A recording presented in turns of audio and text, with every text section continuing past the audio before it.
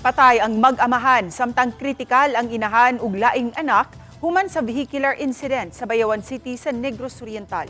Kini human magbangga ang motor nga gisakyan sa mga biktima ug pick-up truck sa barangay Nangka.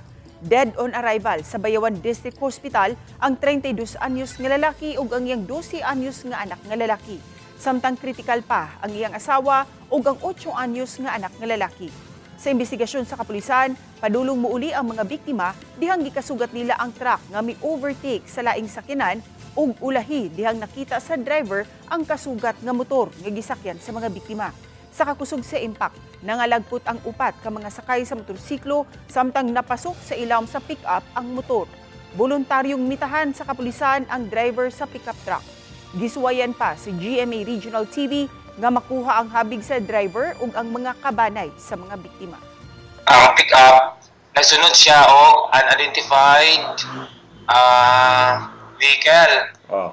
Tapos, ni-overtake siya, wala siya kabantay, siguro itong kuhaan, itong incoming na si Party A.